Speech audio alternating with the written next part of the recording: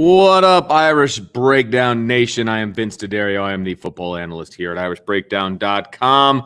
And you will notice that I am not currently joined by my partner in crime, Brian Driscoll, and he's the publisher at irishbreakdown.com. But he will be here in just a moment.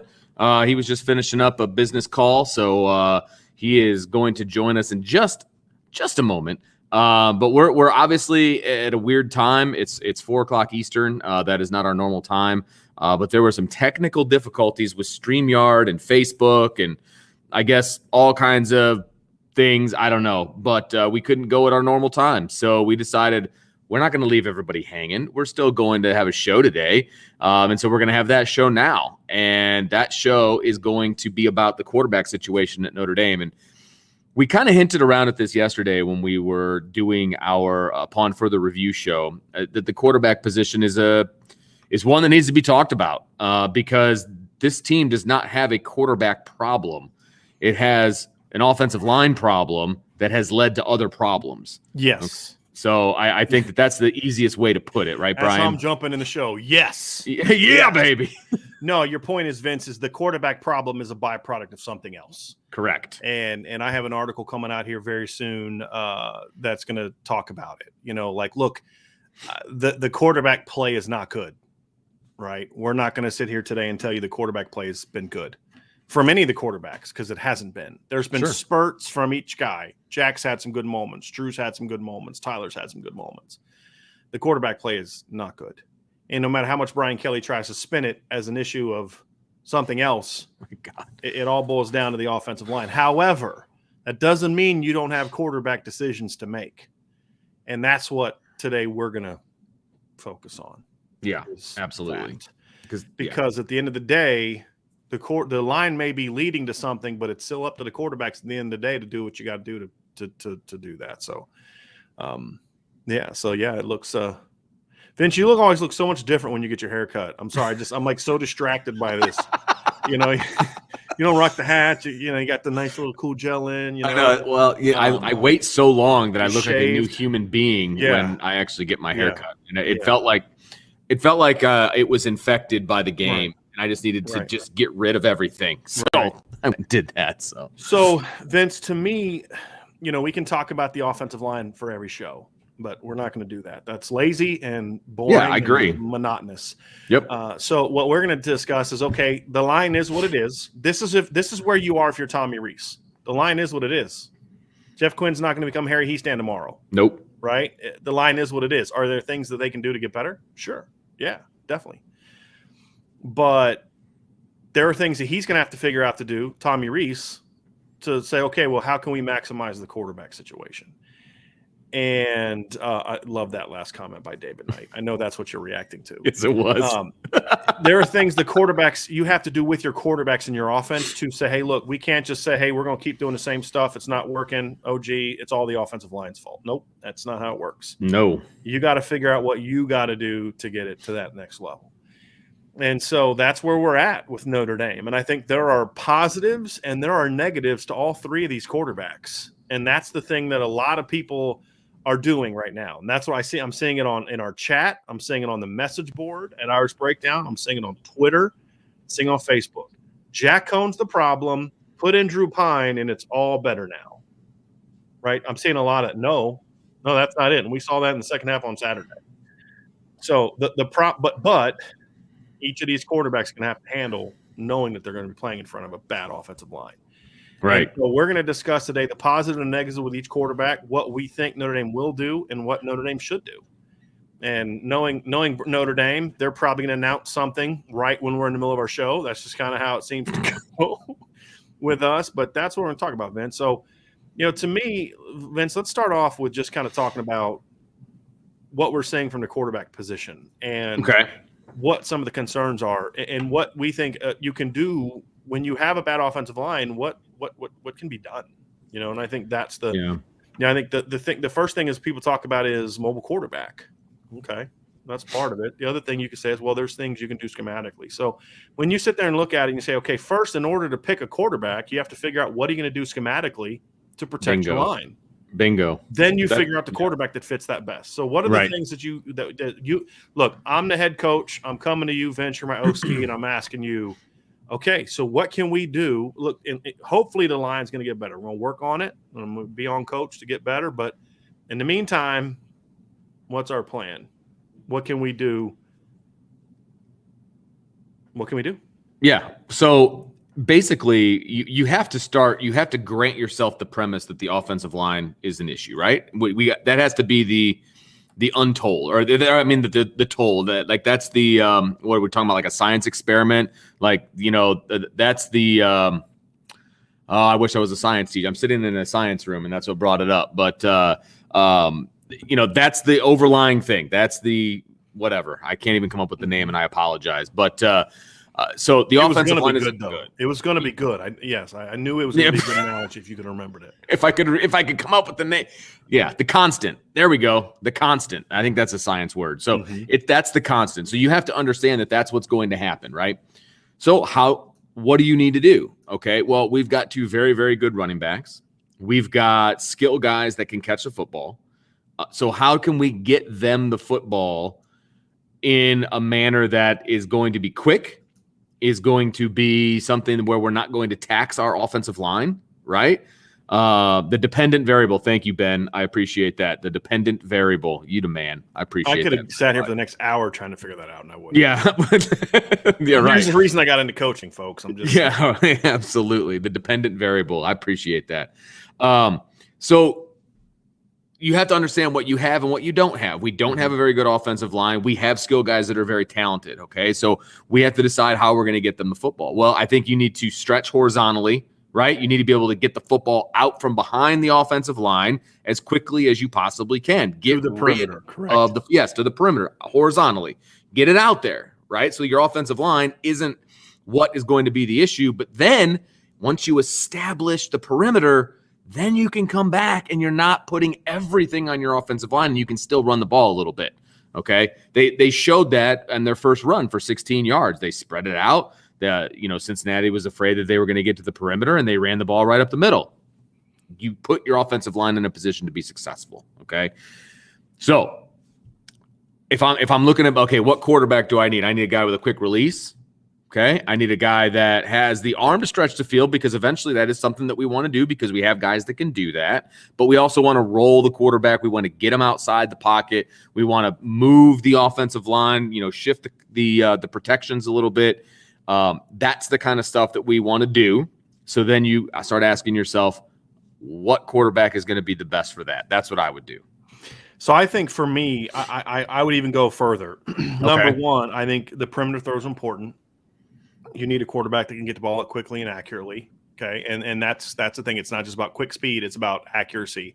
It's also about decision-making. That's been one of my issues that is on the quarterbacks. Okay. Some of the pre-snap decisions that are happening, Jack Coan and Drew Pyne both missed big pre-snap reads on Saturday. That's not on the offensive line. Right. Not. And what you're talking about is going left or going right, or pre-snap. Yes. What's the coverage look like? What's so happening? For one from Jack was they run a concept where essentially to the left, it was the left on this play, can be to the right. That doesn't matter. But they run to one side. They run a swing screen. Okay, so that's just the running back just going out like on a bubble from the backfield. Receivers to that side are both blocking down the field. To the boundary. All right, we're not gonna have this. Okay, we're not gonna have that. To the boundary, you've got a tunnel screen. So you've got one receiver, the tight end or receiver, kind of working outside to block the corner. The outside receiver is going to kind of come inside on a tunnel screen, and then the right guard and right tackle are going to then work up to block. So you have double screens. As a quarterback, you pre-snap are looking, where do we have the leverage advantage? Where do we have the numbers advantage? Basically, which side is best? They ran this play against Florida State. The tunnel ended up coming open, but the pre-snap read was you go to the bubble. They ran the bubble, got 9 yards. It's all good. Never went back to it, but it worked. They ran it again on Saturday, and Jack threw the bubble, but that should not have been the read. They were out-leveraged. The perimeter blockers were out-leveraged. The numbers weren't bad, but the leverage was bad. And when you're out-leveraged wide, then you want to come inside of that. Well, the tunnel is the one that comes inside. The bubble is, if you're out-leveraged, the bubble's screwed. You're just going to have to make somebody miss. But, Cincinnati does have some decent speed on the back end of their defense, and they're able to close and tackle for a 3-yard loss. And so that was a bad decision. I felt that both of Drew Pyne's third and fourth down decisions on that first drive he was in the game were bad pre-snap decisions.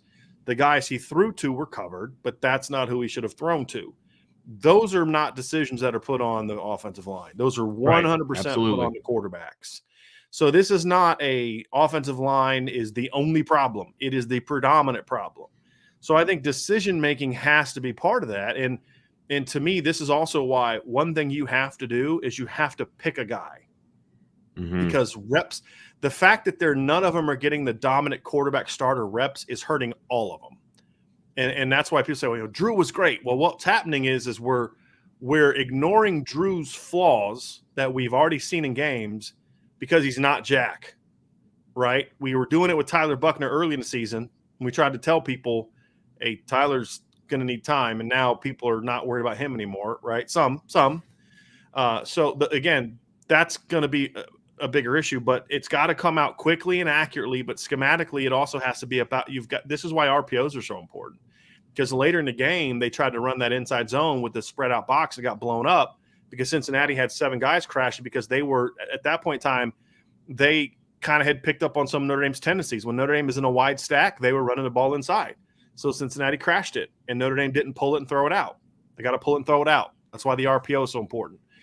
So I think that's part of it too, Vince, is decision-making, and you have to have a quarterback that can stretch the field because here's what's going to happen. You come out that first half, and you're picking them apart. You're getting it all quick. We're burning bubbles. We're running slants. We're running slide routes. We're running flood concepts. We're doing RPOs, and the quarterback's 14 of 18 for 175 yards, 3 touchdowns, and we look phenomenal.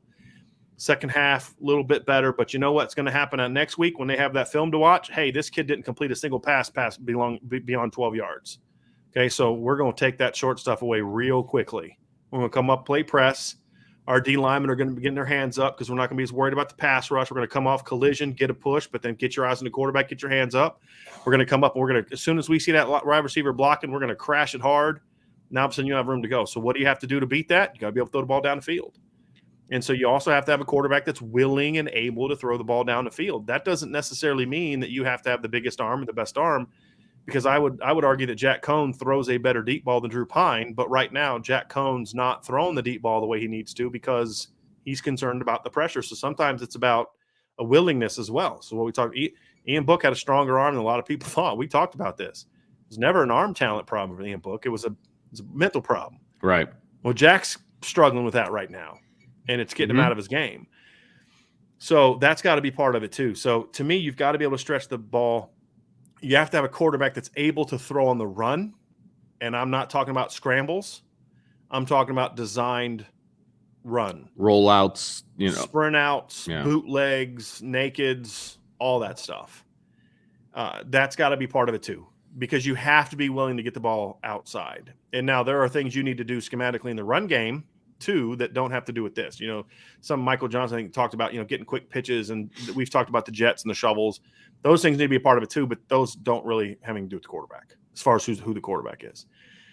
So those are things to me, Vince, that I also need to see as part of this decision as well. They all have to be part of it. So now who fits that best? That's, to me, kind of the question. Yeah. And so what we're going to do is we're going to go through each quarterback. And if you're looking for a show that's going to say Jack Coan sucks and he brings no value, get rid of him, you tune out now, because that's not who we are, right? That's emotional stuff. We're going to talk real football here. What are the things Jack does well? How can you get him going? What are the things Drew does well? What can you do to get him going? What is the role for Tyler Buckner? Because I think we both agree right now, handing the keys over to the entire thing to Tyler Buckner is not the answer right now. Would you agree with that, Vince? Yeah, absolutely. Yeah, absolutely. So let's talk about the two quarterbacks. To me, the one thing that is out of the conversation now, this is not a prepare for next year situation. It's not. Nope. This is a how do you go out and win your next game situation. This is still about going 11-1 now. This is about beating Virginia Tech and then getting yourself ready to move forward and win. We are not going to get into the whole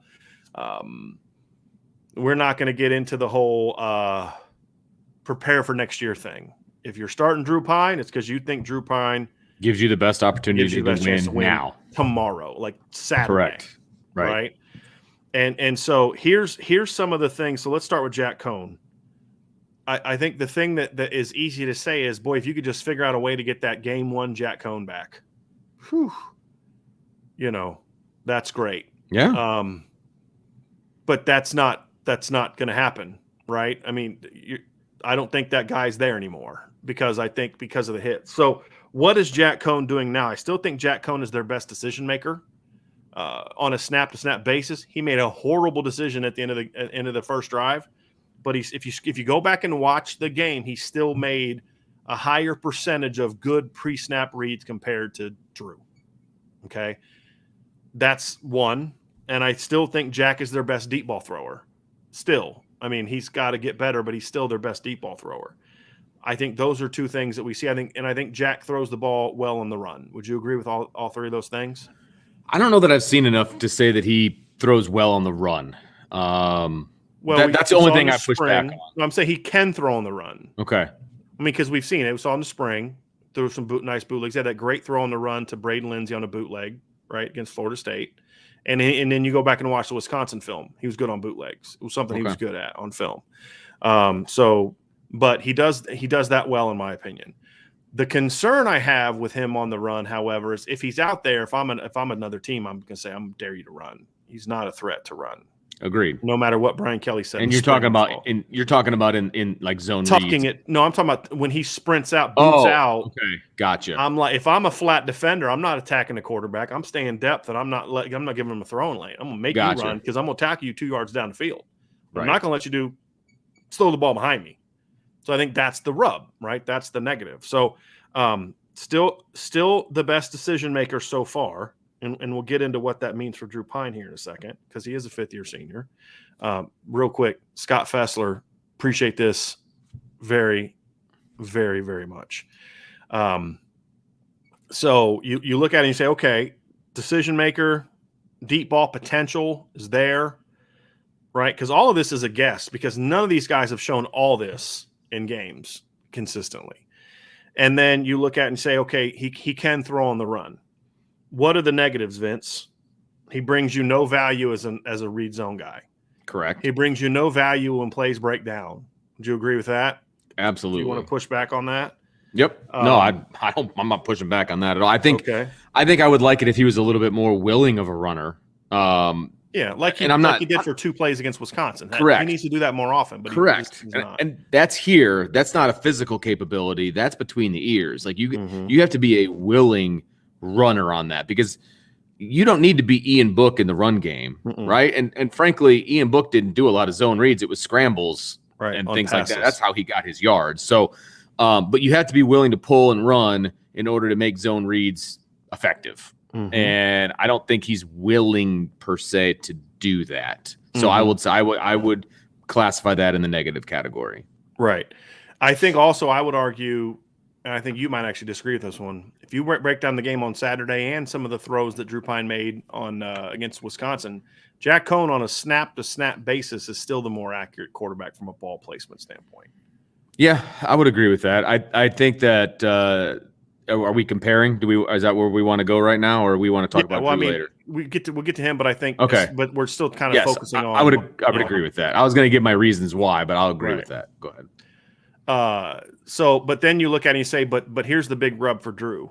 What's happening with Jack Coan? What's happening with Jack Coan right now? It's not a physical thing. It's a mental thing. And my issue with that is I don't know if you can recover from that. We haven't seen many quarterbacks at Notre Dame get to that point where they know, like they get in that funk and they just get out of it. Right. That's my concern with Jack. So those are the negatives with Jack. Yeah. Here's one more negative with Jack. Here's one negative to not starting Jack. And look, we're giving you what coaches have to think about as they make this decision. This is basically if you and I were the coaches at Notre Dame or in this situation, this is the conversation that you and I are having. One of them you have to have is if you bench Jack now, it's going to be a lot harder to go back to him if the need is there. That's fair. that's a concern. That's not going to sway your decision. If you decided another guy's better, you don't then start the other guy because you don't want to lose him. That's just, but it is half of the equation you have to think about. Okay, so that's the rub, and then you look at how he fits into that. So let's talk Drew Pyne. Let's talk about. I think the biggest thing is right now we have yet to see Drew mentally suffer because of the hits, and he's been hit. Agreed. Drew has not had clean pockets all the time. We talked about why they had a little bit more clean pockets in the second half on Saturday. Part of that was what Cincinnati was doing, but he has still been hit and moved, pressured and all that kind of stuff.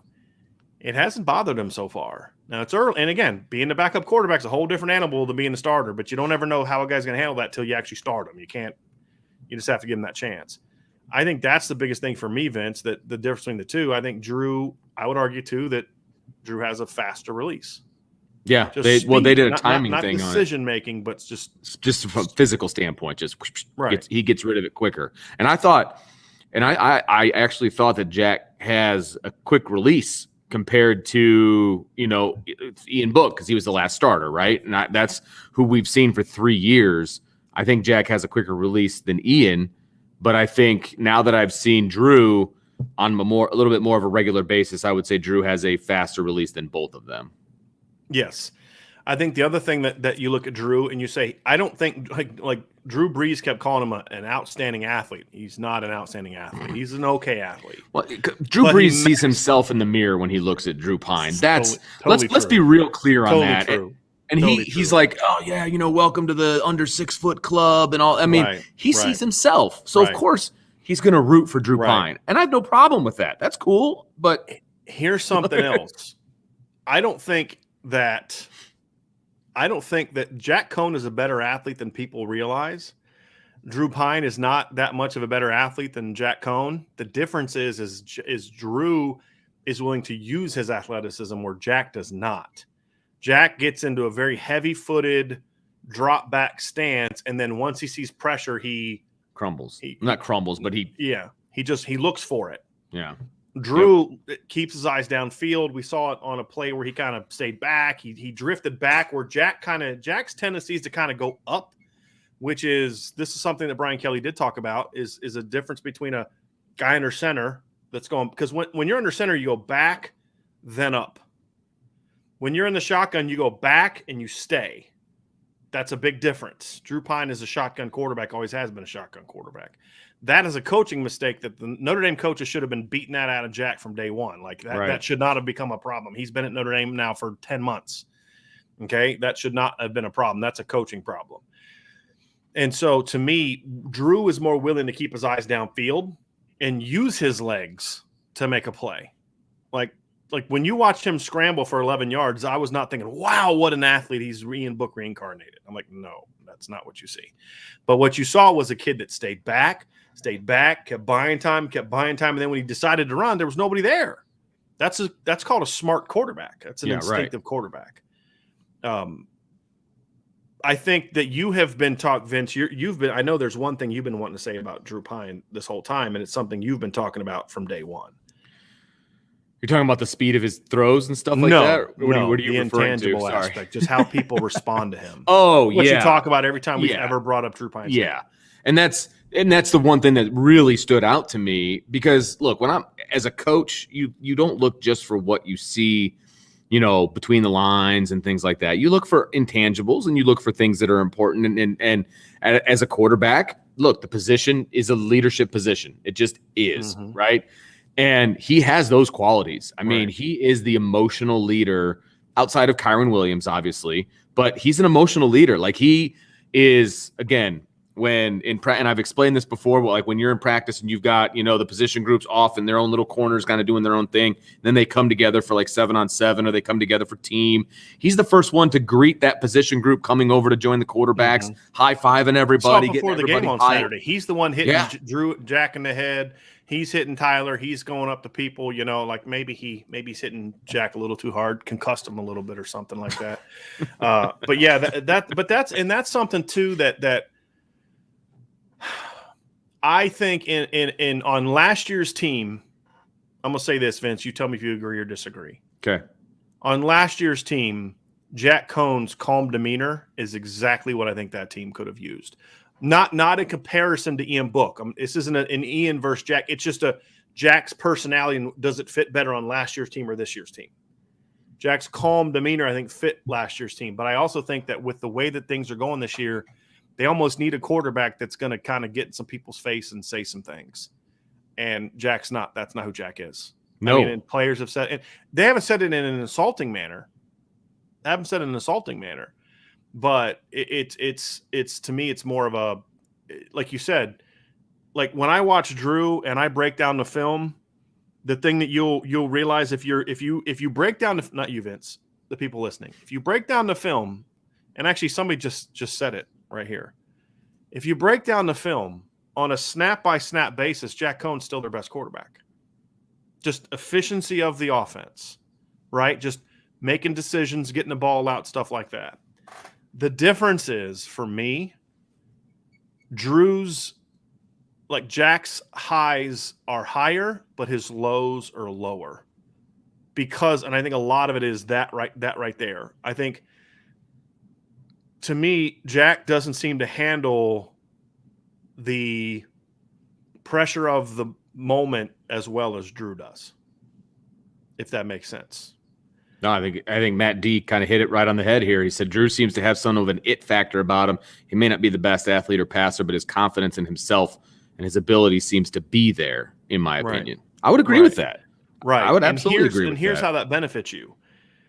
And this is something you have to, because we're kind of weighing now a little bit, Vince, the two. Mm-hmm. The negatives with Drew, to me, are he doesn't have a great arm. Right. His accuracy is not great. I think he tries to overcompensate for that at times, and I think it can make him inaccurate. Yes. And he's got to show me. Throw the ball too hard, and he tries to show off like, hey, man, I can throw this too. His arm 15 and down is pretty good. Sure. When I say strong arm, I'm referring to banging that post over the top. Can he make that throw to Avery Davis that we saw? Right.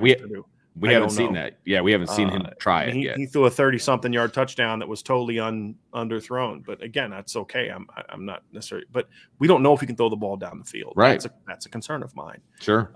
He's still shaky with his decisions and his timing at times, like a young quarterback. Here's the rub, however. The only way to fix that is to play him more.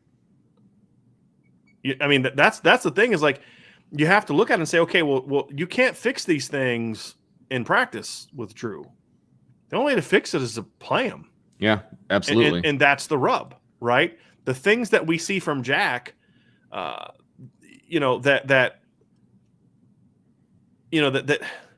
Drew, I'll put it to you like this. The things I see from Jack that are causing him to stumble right now are not things that I necessarily think that you can necessarily work out of him. You know what I mean, Vince? Like, I don't know if I can get him to not worry about the pressure. Yeah. I don't think I can all of a sudden fix his footwork in the middle of the season. That's the thing you have to decide. If you didn't fix that before now, it's not going to get fixed now 6 games in for a quarterback. It's a little different for linemen and receivers because they're somewhat simple changes. For a quarterback, it's a completely different animal. Whereas Drew's flaws, a lot of them, Vince, can be corrected with just experience. Sure. That's kind of where I keep going back and forth on, and why I keep, going back and forth on this. I'm sorry. Putting somebody in timeout here real quick. So, to me, that's kind of where that's where I look at it, is I don't know if I can fix Jack's problems right now. Mm-hmm. And part of me says, here's another thing for consideration that we have to discuss. Jack Coan has played one game where he was the only quarterback to step foot on the field. Game 1. That was game 1. We saw what he did. Now, you can look at that and say, is that the reason or not? The second game, he came out, he had the strip sack, but they were moving the ball okay against Toledo early. They just had the turnovers. They went down and scored in the first drive of the game, correct, against Toledo? Correct. And they were in past midfield in the next drive, and he got hit from behind, right? And then pretty soon after that, they bring Tyler Buckner in. And the offense never really got going again until fourth quarter when you brought Jack back in to do that. Third game, you did the same thing. You bring in Tyler Buckner. Now, the offense was sputtering a little earlier than that. So is it because that is Jack struggling because he's not getting into a rhythm? You look at Saturday. I mean, we talked about this last night. Jack Coan goes first drive of the game, goes down, gets him inside the 10-yard line, throws the pick, horrible play.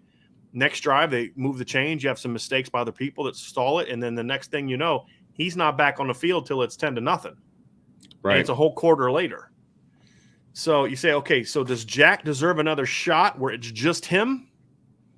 Or is it saying, okay, you know what, like this is who Jack is and we have to move on? I think that's at the end of the day the conversation that needs to have. And I wonder what the conversation is that's taking place at Notre Dame. Somebody said that he just told the players at practice. I don't know how they would know that. We're not gonna.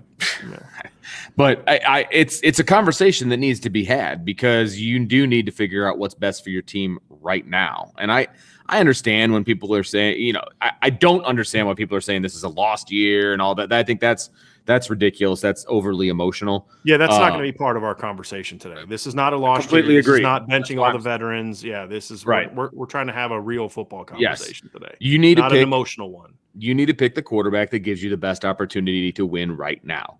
Right. And I tend to agree with you that some of the things that are worrying me about Jack Coan that weren't worrying me in the preseason, they weren't worrying me after game one, are worrying me now, and I don't know that you can fix them. And that's the biggest issue for me, because it's all up here. The one gal who's the sports psychologist, she's got her work cut out for her. If she needs to get him where he needs to be, and the only way to get him better is to have him in the game.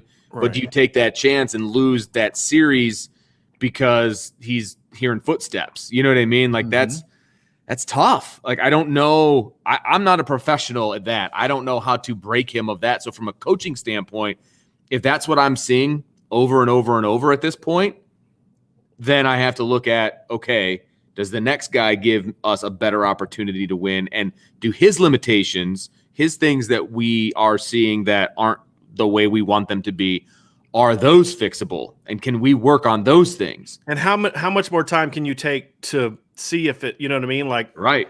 No. Okay. You're playing Virginia Tech on the road this weekend. You can't take another L. This season is not, to your point, this season is not lost. Right. I think the problem, Vince, to me, Jack has the same problem that Ian Book had. He's seeing the rush. Yep. The difference is Ian was athletic enough to at least do something about it. He often didn't do what we want him to do, but he no. Like you'd get mad that he'd get out of the pocket and scramble and lose a yard. Well, I'd take that as opposed to getting sacked for a 9-yard loss right now. I get that. And that's the issue with Jack is it's a mental issue. It's not a technical issue. His misses are mental issues. They're not technical issues. Most of them, not all of them. Some of them are technical issues. A couple of those underthrown balls to Braden Lindsey. So, to me, the reality is that I don't think Jack knows how to function with the pressure that he's taking right now. Drew Pyne at least mentally hasn't lost it. Hasn't dealt with that yet. No, and it's clear that he hasn't dealt with it because he's stepping into the pocket and getting hit at the same time, and he's not looking to bail. I agree with that. And now, again, he has limitations. Yes. And we can talk about some of those specifically. But I think they're more things that you can work on if he's getting the majority of the snaps in practice. I think those are things that you can work on. I think things were sped up for him a little bit in the game, and therefore he was speeding up his mechanics a little bit. I think that's part of it. I do. But I think that's stuff that you can. That's a game speed issue. Yes. The more experience you get, the more game speed you get. I think the better that will become. He's got to slow. Yeah. Drew's got to slow down up here. Jack has to speed up. That's correct. Because there's a fine line in being all jacked up and excited and hyper and getting your teammates jacked up, but then slowing things down up here and playing the game. Because you can get yourself so jacked up that you're like, you know what I mean? Like throw 3-yard crossing routes 100 miles an hour. Right. There's a fine line there, and the good ones can balance that, right? and he just needs to work on that.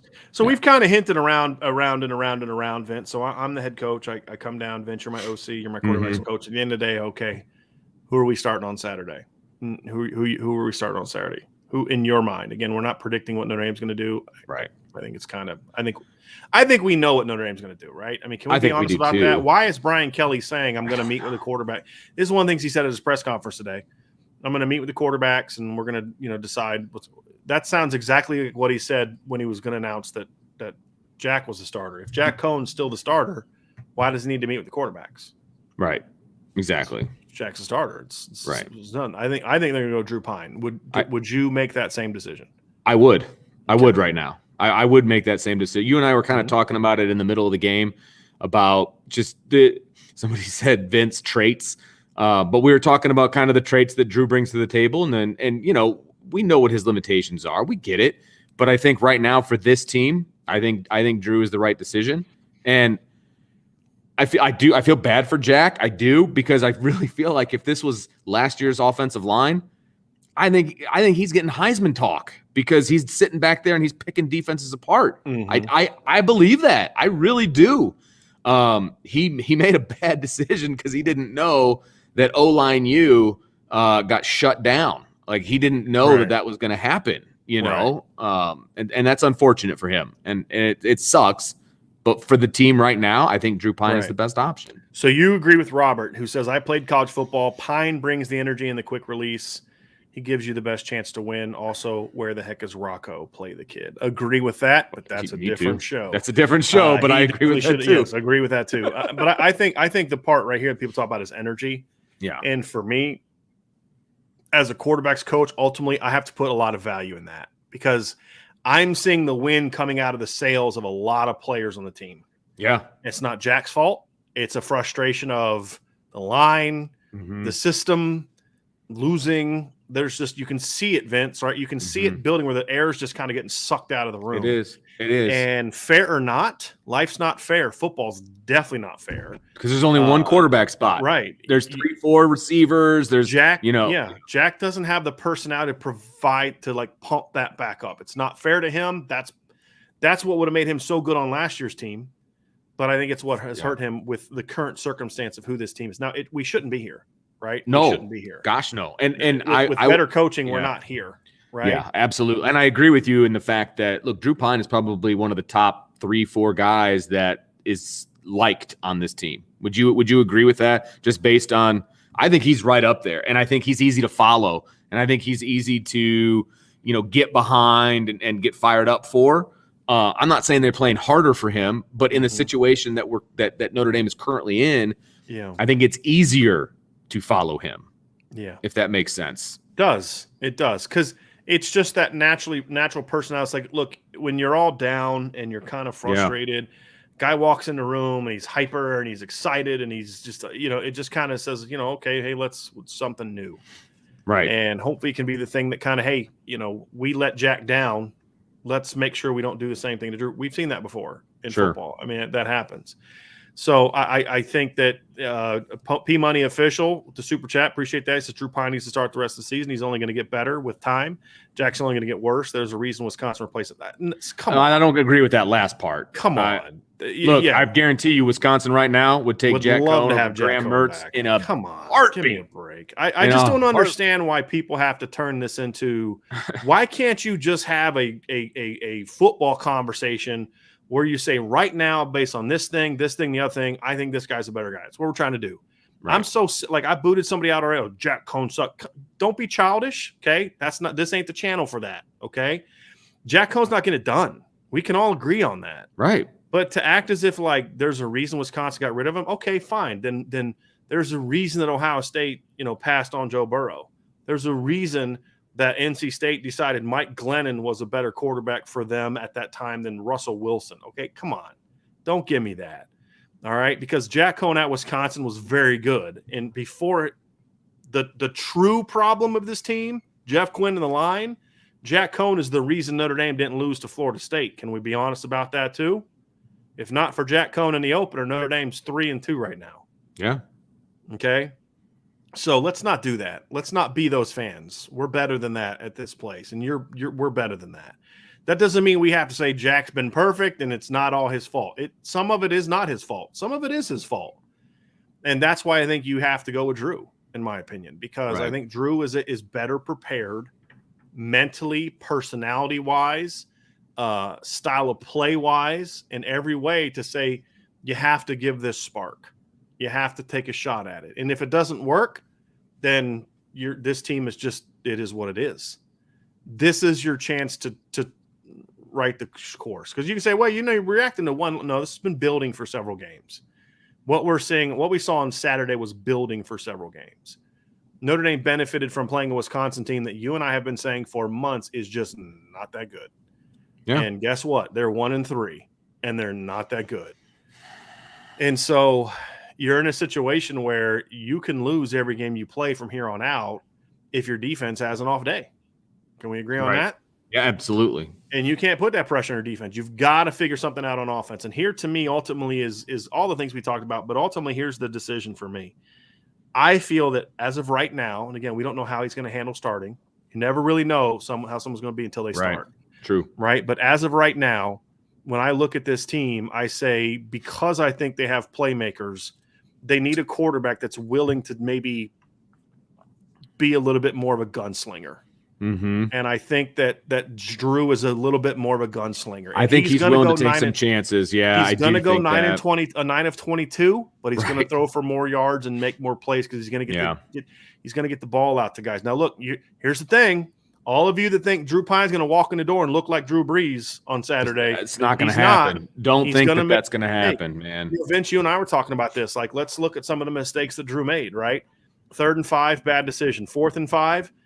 You know, he's got to read somewhere else. There was another play. You and I were talking about. You thought he threw a bad ball to Michael Mayer. Did you go back and rewatch that? Did you see what I was talking about? How that inside linebacker was coming out? That ball's got to go to Kevin Austin on the wide fade. Right.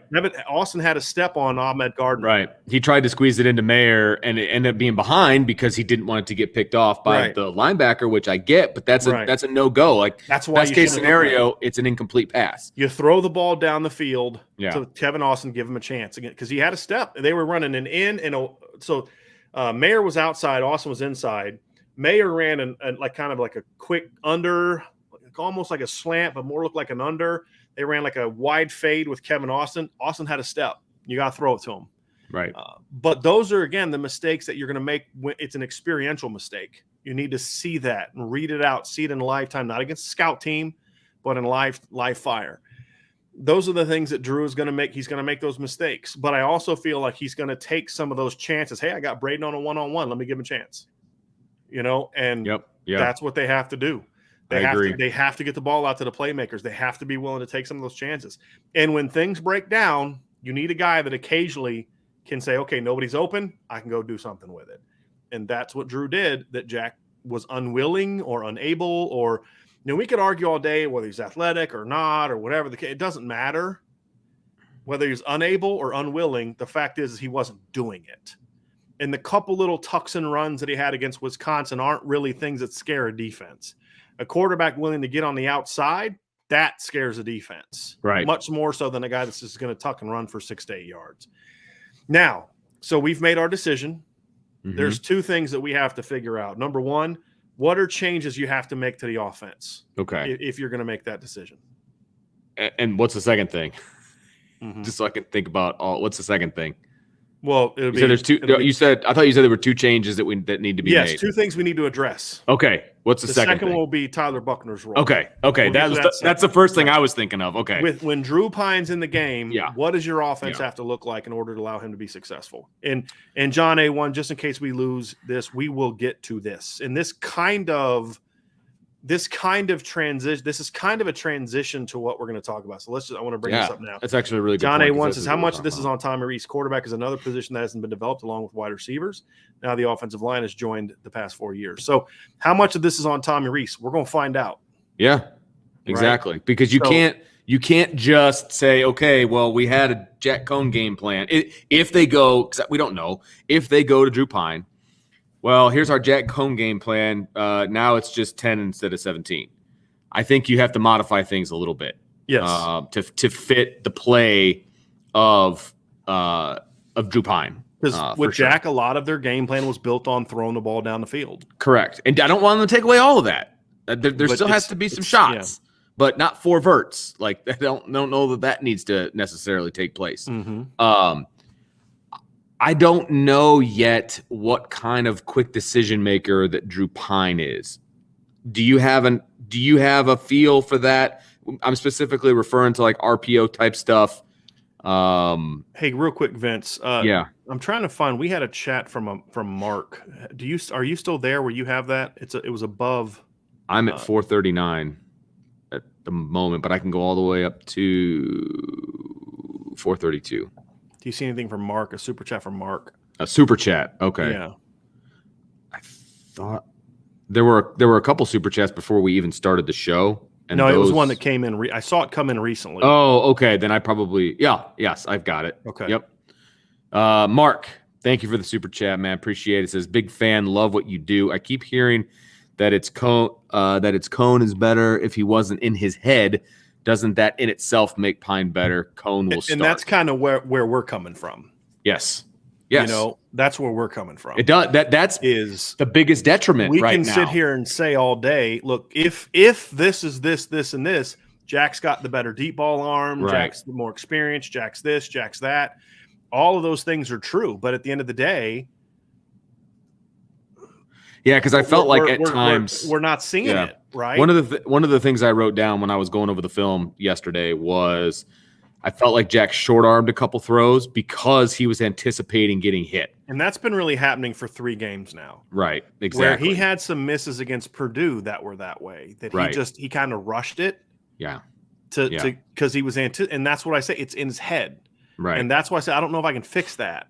And that's kind of the point, Mark, is if it was just a technical thing, if it was just hey, he's having trouble adjusting to the shotgun, then I'd say you keep at it because it's going to click and he's going to be fine. If it was just he's still adapting to the speed of the receivers, and I'd say, hey, you keep going with Jack because he's going to be fine. Sure. If it was just the offensive line, I'd say you keep going with Jack because he's going to be fine. There's some things you can do to protect the line, which we're going to talk about with Drew. But the fact is I think, especially the last couple games, it's affected his play to the point where he's just not. He's not the quarterback. He's not a quarterback can do enough for you on his own to be effective when things are breaking down. Right. And that's why they had to keep 7 in the box to help protect them. And that's where I would start. I want to get a couple of these super chats just so we don't lose them, Brian, if you don't mind, before we kind of jump into this. DBZ says, to me, Drew has a little Baker in him, and I like it, but Kelly will start Coan. And then there was another one. Drew doesn't have Baker's arm strength. Right. That's the difference. Baker had a stronger. From a mentality standpoint, a little bit of that. Drew's got a pretty good arm, 15 and under. He snaps that thing out quickly, but I'm more referring to like the deep stuff. Yeah. And Tyler Reese, excuse me, says 11-1 is highly attainable. This could be an awesome year and may pay dividends if we can coach better. #Go Irish. Well, and I think that's why we're trying to have an honest conversation about who the best quarterback is. Is that, Tyler? Now, there's some other things you said I don't necessarily agree with. But in this regards, I'm with you. I'm not ready to throw the season away. And our decision that we're making here to say it is time to give Drew a chance is because I don't think it's time to throw the season away. I think there's a lot at stake this season. And it's not just about, you're not playing for a championship, so the young guys, hey, you got a recruiting class you're trying to bring in. You got a 2023 class you're trying to bring in. You go 8-4 because you're rebuilding, and all of a sudden those kids are going to be like, yeah, Notre Dame's not as close as we thought they were. Right? I think number one. Number two, there's a lot of lessons you need to teach this football team still about winning. And you don't learn those by rebuilding. You learn those by winning and doing the things that it takes to win. So we're not making this decision because it's throw in the towel and play the young guys. If I was doing that, I'd say start Tyler Buckner. Right. I'm not doing that. I'd say start. There'd be a lot of guys I'd say start. I also think that making a quarterback decision built on, hey, it's just throwing in the towel is not fair to Jarrett Patterson and some of these older guys that are trying to play at the next level. Or the entire defense. Right. Who need this season to be successful. Yeah, we're making this decision because I think at this point in time, because of what we're seeing, and now maybe some time away and some time back and a chance to sit and watch maybe helps Jack get mentally right. And if Drew falters, you can go back to him. But I'm making this decision thinking we're going to give Tyler or Drew his shot. This isn't just a game. We're going to make this move, and we're going to make this move, and we're going to give Drew the same kind of leash that we gave Jack. So that's where I'm at. So getting back to you got a couple more super chats, Vince, before we kind of get back to that's where we're at. Back to this. So you're Tommy Reese, we're Tommy Reese. There are things he has to do differently. Correct. Right? Give me a couple of the things that you think first and foremost have to change, like now. Well, one thing, and we're not talking about the line playing better. Right. You understand? We're assuming the line is pretty much what it is, and make it a little bit better here and there, but the line is what it is. Exactly. So what I would do, I wouldn't max protect a whole lot. There's some times to do that, but I would not do that to the extent that they were doing it in the last game. I would, instead of max protecting, I would have quick options to get the ball out instead of the max protect situation. Mm-hmm. Okay. So instead of using my two running backs to, stay in and block defensive ends, I don't mind chipping. I don't mind doing some of that, slow those guys down a little bit, but then they're going to be out there getting ready to catch a pass, right? I think that could be more effective for Drew Pyne than keeping all those guys in and only having 3 guys run routes. I want options for Drew Pyne. Okay. So that's the first thing I'm going to change. No more max protect unless there's something that we're seeing where we need to give him some time to load up and push something down the field. Okay. Mm-hmm. So that's the first thing. The second thing is I'm coming hard with some RPOs, to be honest with you, because it's quick decision. It's quickly getting the ball out. Things like that. I'm doing a lot of. Has to be a big part of a Drew Pyne offense. Has to be. And they've got to have some more creativity with that, Vince, because what they're doing on Saturday, it's like they were doing it early and it was kind of working, and then teams did some things to adjust to take what they were doing away, and they just said, "Oh, well, they figured it out. We're done. Right, we're done. That's it." Yeah, exactly. Like there was a play on Saturday where they ran an inside zone, and that safety comes screaming down in the red zone. You know what good teams do to that? They bang a quick RPO behind it. Chip Long did this back in 2018 with Ian Book, and Ian Book had several good throws behind that. And Wimbush hit this a couple times in 2017 to Chase Claypool. I remember it. I think it was an NC State and Wake Forest where he rode that thing. That safety comes downhill, backside, and he pulls it and throws a quick post right behind it for a chunk gain. If they'd have done that on Saturday, it's a touchdown. But there's no creativity to their RPO game right now. And that, if you're going to start Drew Pyne at quarterback, that has to become a focal point of what you are doing. I want you to respond to this comment. Yes, Brian. because it puts less emphasis on the line. Okay. Exactly. So if you haven't, I don't recognize your name, so I'm assuming that you're a new listener to the show. I would encourage you. There's a video we did back in the spring when we got in the film room and we broke down what an RPO is. What people have to understand is an RPO is completely different than a read zone. A read zone is a play that's been around, a concept that's been around for a long time. It's where you're running you're running the ball, and the quarterback's going to read a guy, and he's either going to keep it or hand it off. And if he keeps it, he's usually running, or he's getting outside, and then you may pass off of that. An RPO is this: we're going to run the ball. Offensive line is executing a running play. Nothing changes. The running back is executing a running play. The receivers are executing pass routes. The only person that has a decision to make is the quarterback. He's either going to hand the ball off based on numbers and leverage, or he's going to pull it and throw it. So they ran it, for example, they ran an RPO on Saturday. And the first play of the game is an RPO. Okay, they handed the ball off, and Kyron Williams, they were in a spread look, so a double bunch spread outside, and they were double stack, and they kind of just did quick look screens. Okay, Cincinnati was completely spread out. Notre Dame had 5-on-5, essentially. You got a body on a body. Kyron Williams made a great cut behind a double team, 16-yard gain. Okay, RPO. Later in the game, they ran a play again.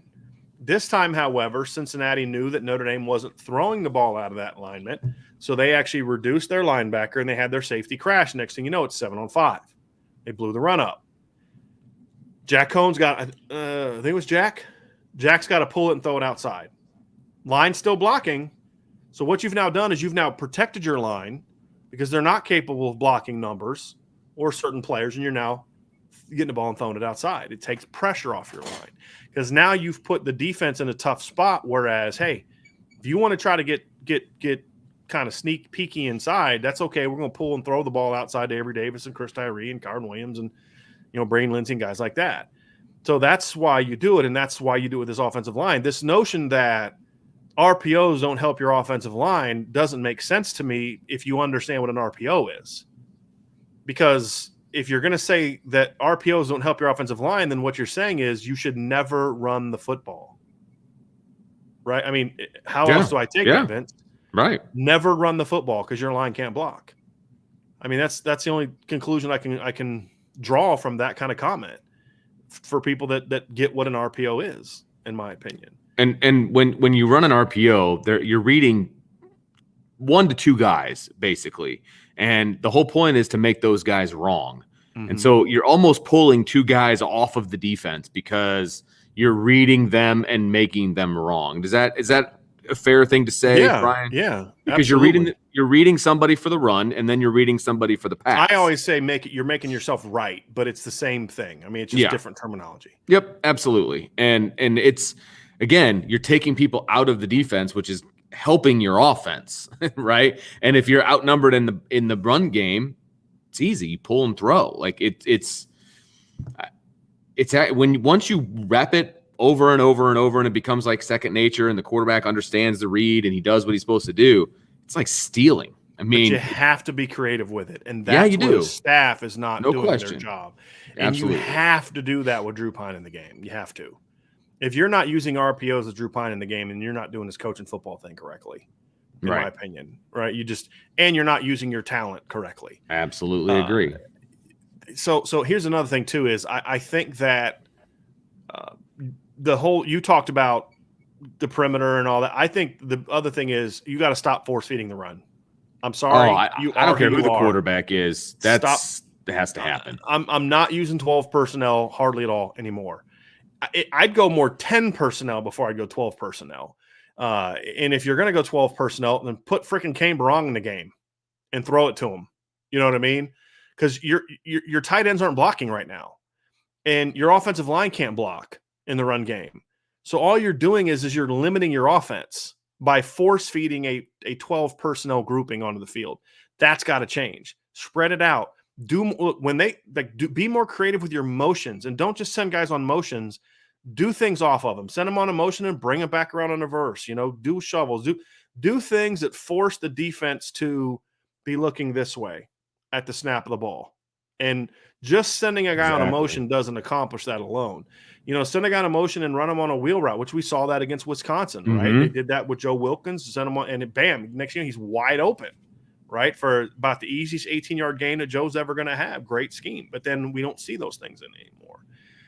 And so I feel like their script has been creative last couple weeks. Mm-hmm. But once they kind of get off that 15 plays or so, it just kind of goes back to old reliable, which is 12 personnel. And look, there's never ever an excuse for Mitchell Evans to be on the field over Logan Diggs, Audric Estime, Lorenzo Styles, Deion Colsey, any of the starters. I mean, and honestly, the way George Takis is playing, as high as we were on George this summer, George has not earned being on the field. I can't justify him being on the field right now, Vince. Right. Completely agree. So, spread it out and do things that way. Use your receivers to block on the edge with certain things if you need to, with coming down and seal blocks and things like that. I mean, you have to be willing to change who you are. Because if they keep doing this 12 personnel stuff, and I don't care who you put a quarterback, it's not working. And your tight ends can't block right now. That's None something of else. them. Your perimeter run game also has to get better. You have to be more outside zone, quick pitch, buck sweep. That stuff all has to be part of what you do. And stop running it into the boundary every freaking time. I can't stand that. You're going to run into the boundary. I get that. But when you have a bad line, you need to give your backs even more room to work. Correct. You just get him out in space. That's what you have to do. You have to get him out in space. Now, you also have to be able to seal the end, which and I know this isn't a line show, I get that, but you need to find a way to seal that end, and taking a drop step is not the way to do that. So that has to change. I do, however, wonder if you can at least a little bit, like part of me wonders if there's a couple things that I would consider doing. Number one is doing this off of a read where you're reading that front side end. Okay. Maybe using your tight end to block the backside, but use your quarterback to read that front side end. If he comes screaming up, you can either have him kind of run the opposite way, which I've seen Notre Dame do in the past, or throw off of it. You know what I mean? Maybe run like maybe do it like with a swing action. Maybe fake inside zone action. If you're in two backs, the guy to my right, I'm running inside zone action. He's then just going to block the backside, right? And then I'm pulling and I'm throwing a swing pass to the guy that's away. Now, him being away allows that sweep action to time up, that buck sweep action to time up a little bit, right? Okay, I see what you're saying. The point is you got to be creative a little bit with this because your offensive line sucks. Good backs. You got two really good backs. My entire offense is being built right now around Kyron Williams and Chris Tyree. Everyone else is a compliment to them, in my opinion. Now, that doesn't mean they're the best player. Michael Mayer is still the best player. But right now, it's too easy for teams to game plan for Michael Mayer. Right. Cincinnati decided not to game plan for Michael Mayer. And look what happened. They thought they were good enough to defend Michael Mayer by themselves, and they weren't. They weren't even good enough to defend an injured Michael Mayer. Yeah. Future teams won't be that foolish. Correct. And so you have to you have to build around them. Put Kyron Williams outside more. Get him outside at the snap and throw him the ball. Let him do some things that way. Those are things you have to do, Vince. And then, use your speed. But then also, are there some things here's the rub. There's some things I think you could do with read zones with Drew. I think you need to be able to run inside zone and have him be willing to pull. And he would be. He's a willing runner. Yeah. I mean, look at that scramble that he had where he took that guy on. He didn't duck out of bounds. My fear is he's a $190. He's going to get hurt. Right. And my other fear is Drew strikes me as the kind of kid that's going to be like, I'm going to put my shoulder down and get that extra yard. And that's never, ever what I want him to do in 2021. It showed me that he wants it, which I did appreciate, but they need to sit him down and have a conversation with him. Be like, okay, man, look, if you're going to be our ride or die, if you're going to be our guy, then you got to take care of yourself. Yeah, unless it's third down or the pylons at stake. Sure, but you need to what you can get and go down. You need to take him over to the baseball stadium and you teach him how to slide. Okay, like there's certain things that no you have to do for self-preservation. I hate sliding. I'm a dive forward guy. Hey, what?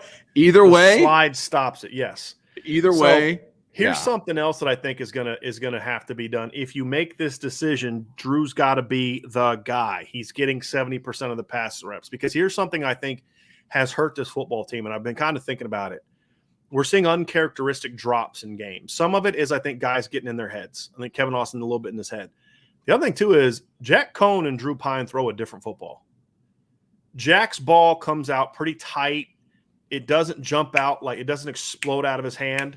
It's real accurate. It's real catchable. Drew's comes out with a little bit more. There's more revolutions to it. Yeah, and it comes out a little bit more like a rocket. Like it just comes out. Like, it's not. Yes, more revolutions is harder to catch. Yes, and so they need that time with him. It's like kind of why didn't Lorenzo Styles doesn't have any problem with it, right? Well, why? Because Lorenzo's caught 1 million balls from Drew Pyne. Exactly. How many balls has Kevin Austin caught from Drew Pyne? Not enough. How many balls has Xavier Davis caught from Drew Pyne? Right. I don't think it's a ton. And so Michael Mayer has, but they did stuff. They were at camps together. They had been doing stuff in they were in the same recruiting class. They were at the opening together, right? They've done things together. Right. That other guys weren't. So I think that is something that could potentially, because there's a lot of people saying, are you guys going to talk about the drops? No. Yeah, we have a plan to get to that, but that's something to me that is Drew throws that ball a whole lot different than Jack. Just the arm angle, the height. Jack 6'3" and throws the ball from here. Drew is 5'11", right? everything about how Drew throws is different than how Jack throws, in my opinion. So I think that's the other thing is picking your guy and letting him get that work is going to be important to me. So, and then a lot of the other stuff, Vince, is stuff we've talked about. High lows, you got to do more stuff like that. No more four verts on fourth down. You know, get Drew on the run, you know, on 4th and 5, get him on the run and run a flood concept to where he makes the read. And if it's not there, he can, you know, run and move the chains. Cause that's what he is as a runner, right? He's a move the chains runner. He's not Ian Book. He's not Brandon Wimbush. He's not Everett Golson. He's a move the chain runner, which is fine. I'm good with that. I like that. So those are things that I think we need to do. And then the final piece to me, Vince, is the Tyler Buckner plan. It's terrible right now. Yes. It's terrible from a play selection standpoint. It is terrible from a timing standpoint. It breaks the rhythm of whoever happens to be the quarterback. And we saw it in this last game. It broke Jack Coan's rhythm. He was in for 2 series, and then you bring in Tyler Buckner, and you put Tyler Buckner in a position to be unsuccessful. It's 3rd and 12, and you've got him trying to throw, and it's not going to end well, right? Mm-hmm. I didn't like that. I didn't like when Drew Pyne was in, and he's moving the team down the field. You get a first down, and then you bring in Tyler Buckner, and you were at what, like the 40-yard line, something like that. I mean, it's not like you're in field goal range. You're not in the red zone. He runs the ball up the middle, not surprisingly, going back to the play calling that I didn't like with him. Now you're 2nd and 10, and you bring Drew Pyne back in, and you give him one less down to get what he needs to get. Mm-hmm. You have to have a clear-cut, in-stone plan for Tyler Buckner, whether it's you're going to use him in the red zone, right? Every time you're in the red zone or short yardage, he's coming in. That's it. It's happening, right? If that's the plan, great. Or you know what? He's going to have the 3rd series of every half. Okay, if that's the plan, then fine. I don't like that plan, but I'm saying I need to see a plan, like a clear cut, not like, well, when we're backed up and it feels like we need a spark. Right. No, that's not a plan. Works because Toledo had never seen it. Can we finally all admit that? Like, yes. So here's my thing with Tyler Buckner. A couple things. Number one, he needs to have a defined role, as you mentioned. He needs to be the red zone short yardage guy, where everybody knows when you get in this situation, Tyler's coming in the game. Right. I would also have a Tyler Buckage personnel grouping that he practices with every time he takes a rep. Yes. And it's going to be like Logan Diggs at running back. It's going to be Lorenzo. It's going to be Dion. I'm just throwing name. I mean, it can be whoever. It's going to be Lorenzo. It's going to be Dion. It's going to be Logan Diggs. And it's, you know what I mean? And it's something like that, you know, Michael Mayer or something like that, right? Whatever. Absolutely what I would do.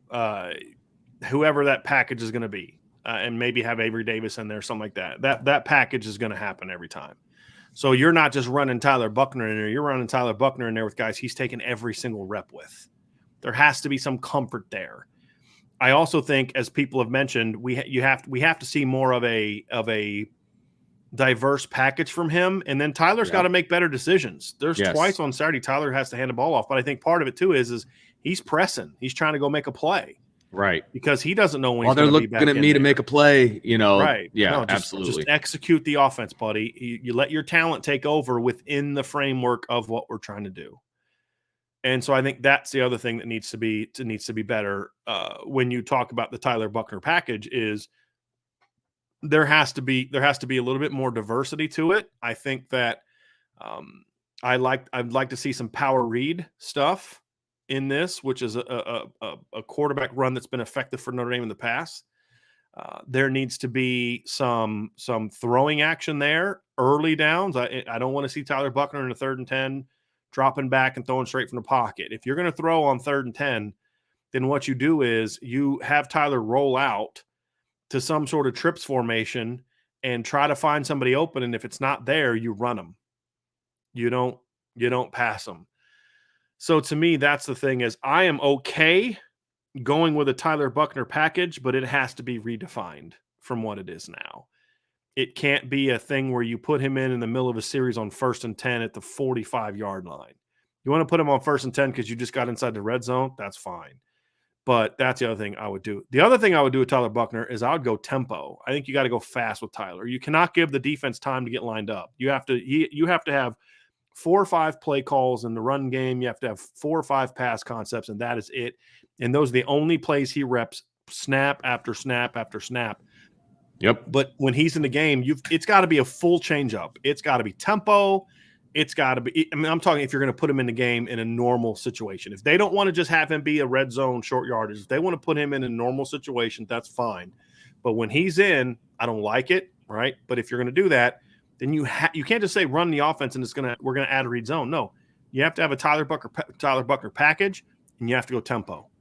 Because if you start letting the defense get lined up and Tyler's got to start going through the shifts and all – this kid did not play football last year. He's played 1 year of football in the last 3 years. You're putting more on him because of his God-given ability. You're kind of thinking he's further along than he actually is. Mm-hmm. I think this simplification in every single way, shape, form, or fashion would be good for Tyler. Well, and that's why we like the patch in the first place, right? It's a slimmed down version of what they need to be doing. It gets him on the field. It allows him to play. It allows him to be, on the field for the first time in 2 years, right? Because I would not feel comfortable having Tyler Buckner be the starter in 22 if he hasn't played football in 3 years. Like I would not be comfortable with that, right? So they're getting him time. They're using his ability. He's a talented kid, but I want to make sure that they're doing it right. And everything that you just said there just makes so much sense. Right. And I felt like they were heading in that direction when they first started bringing him in, but they haven't evolved it at all.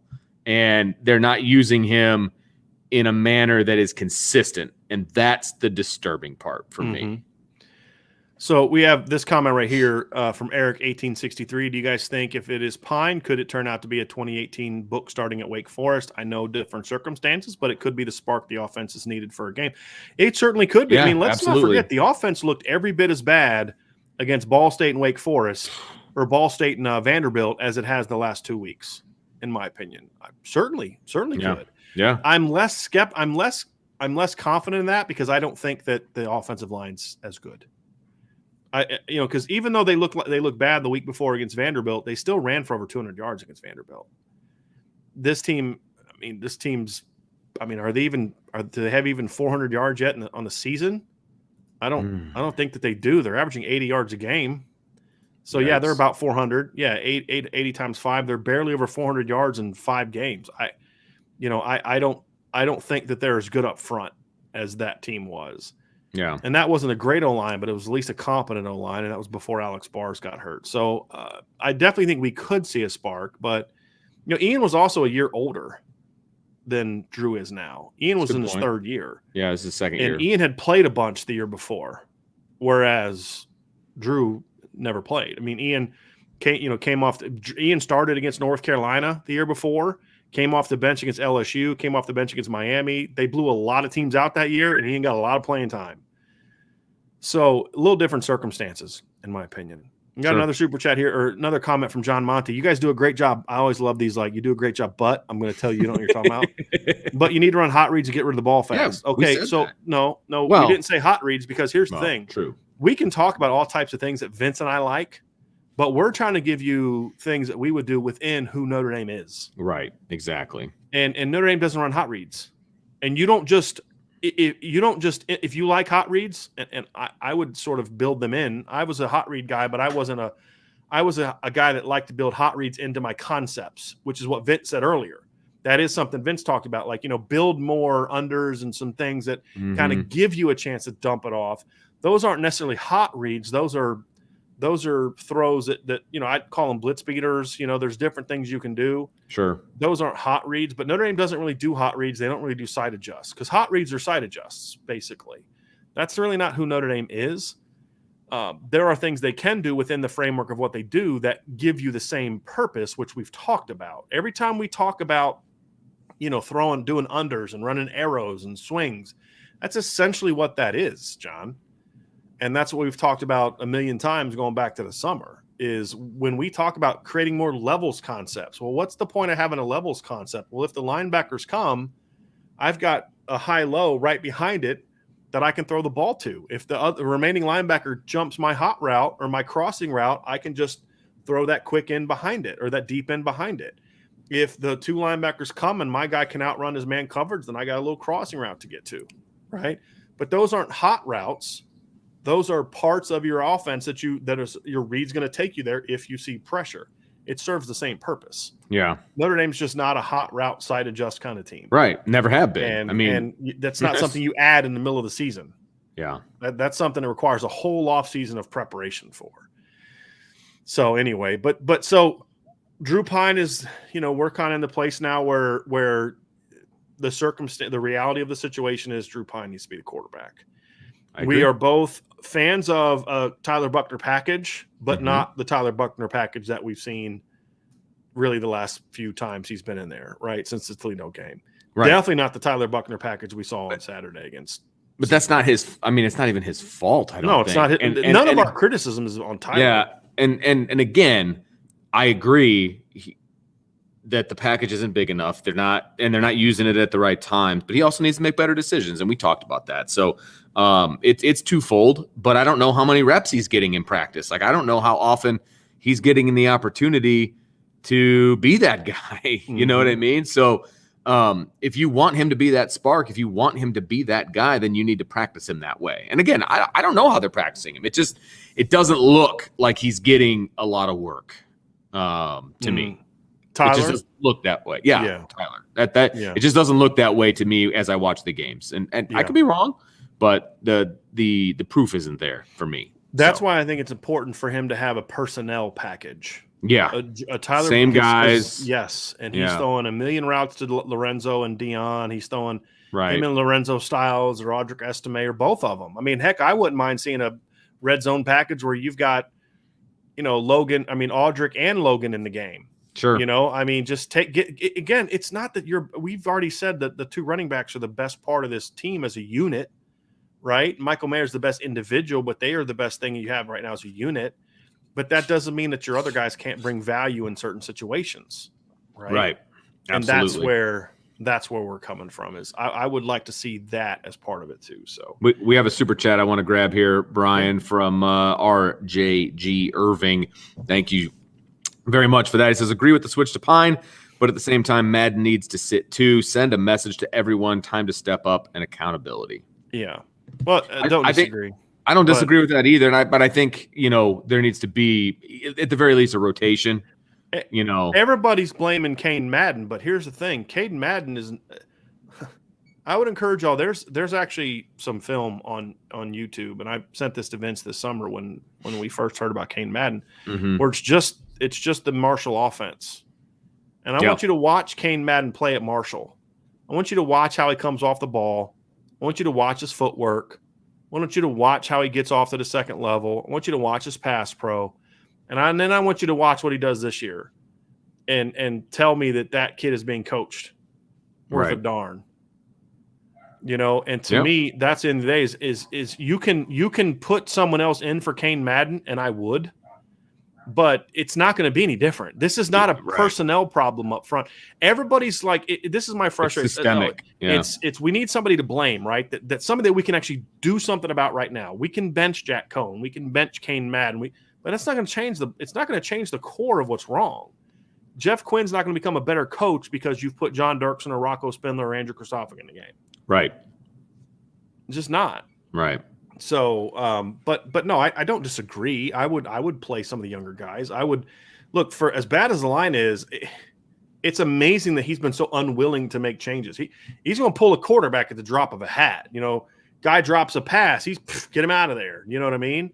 Right. But God forbid an not offensive the O-line, stuff, baby. It took him 3 games to finally give Andrew Kristoffer a shot. And that's something you should have known at halftime of the first game. Yeah. Still, Rocco Spindler through 5 games. The guy spent half the spring working with the first team offensive line, and we've had to watch this just disaster of a line, and Rocco can't get a snap. Well, he doesn't know the offense. Okay, then run the 3 plays that he knows. Seriously. And let him go maul people. Or you know what? He's right next to the best lineman that you have. Whisper in his ear, hey, block the defensive end. Like, I don't even care. Yeah. Because you know what good offensive lines do? They literally point out who they're going to block. I'm coming for you. And then they do it, Right. and there's nothing anybody can do about it. Like, I don't know, man. If you're good, you're good. If you're not, you're not. There's just not a whole lot of wiggle room for me. Lucas Chapman had a super chat that we missed early on, and I apologize, Lucas. And I appreciate you sending it back, not in a super chat. Yeah, Thank there you you go. very much. He says, I sent this in a super chat, but it helps Tyler with Drew starting. It makes for a healthier QB competition for next offseason. He can learn a million things just by watching this season. I could see that. I mean, I see the logic there. Yeah, I don't know if Drew starting it really does anything about that, though. I guess I don't understand how Drew starting. Well, I think it makes for affects- healthier competition because you're going to have two guys with experience going head to head with each other. I guess. Then it helps Drew in the competition. Yeah, because if Jack was starting that's the argument and I just Tyler's made, playing, then by the end of the year, Tyler would have had more snaps and he would have had the leg up in the competition. Yeah, so I think it helps Drew that Drew is starting, but I think Tyler can learn a million things, but I think that was going to happen no matter who's starting a quarterback if they use him correctly. Now, I don't think that Drew starting is going to necessarily change anything for Tyler because it's not like Tyler's getting all – they're not going to put Jack Coan down on scout team. That Jack Coan's going to be the backup quarterback. He's still going to be the number 2 quarterback. If Drew gets hurt and he's going to be out for a period of time, they're going to put Jack in the game, just like we said all year about how if Jack Coan goes down, it wasn't going to be Tyler Buckner. It's like I've had this discussion with a couple people, including someone who works for me, that he kept saying Drew Pyne's not the backup quarterback. And I'm like, yeah, he is. Well, why does Tyler go in? Because Tyler does something different than everybody else does. Well, look what happened when Jack got hurt. It was Drew that went in. Okay, Tyler wasn't okay, but it was always going to be Drew. That's why Drew's starting now. So to me, those are the things that I look at and say, hey, look, this is going to help. Drew's got to have a role. I mean, Tyler's got to have a role. It's just got to be the right role. Thank you for that, Benjamin. But yeah, Lucas, thank you for resending that. Again, we don't purposely skip super chats. It's just the way that StreamYard works. Sometimes we lose them. So, Vince, I think that's gonna do it for today's show. Okay. I want to appreciate everybody joining us. So Vince and I, it's kind of our off schedule. Yeah, Vince and I both believe that it's time to make that move. Stinks for Jack, but this is about your team. And I think right now the team needs something different. You can't just keep trotting the same people out there and hoping, is this the week the line gets better? Right. That's where we were. And as we said this summer, I feel like Notre Dame can win with all these quarterbacks. And that hasn't changed. And that's why I'm maybe a little bit more willing to make the move now than I would be if I didn't have as much confidence in Drew. And you say this every time you come in the chat. We don't disagree with you. I love it, man. It's fine. We're cool with it. I'm with you. Man. We agree. I agree. He should play more. So anyway, that's going to be it. We're going to be back tomorrow. We're going to do a breakdown of the Notre Dame offense stacking up against the Virginia Tech defense. We're going to move forward. We should probably know that by then who the starting quarterback is going to be. And hopefully we'll be able to kind of dive into some analysis of that. We'll do defense on Wednesday. Thursday, we'll do our predictions. And Friday, we're going to have our mailbag. So here we go. Going to be another crazy busy week. I appreciate everybody being part of the show. Vince, I appreciate you making time, staying in lockup instead of going home today after school. Luckily, the baseball field was unplayable today. I know, right? Vince was like, well, we have practice from 4 to 5:30, but, may get canceled. I was like, oh, God, please get it. Little mushy. Yeah. So anyway, everybody have a great rest of your day. We will talk to you again very, very soon.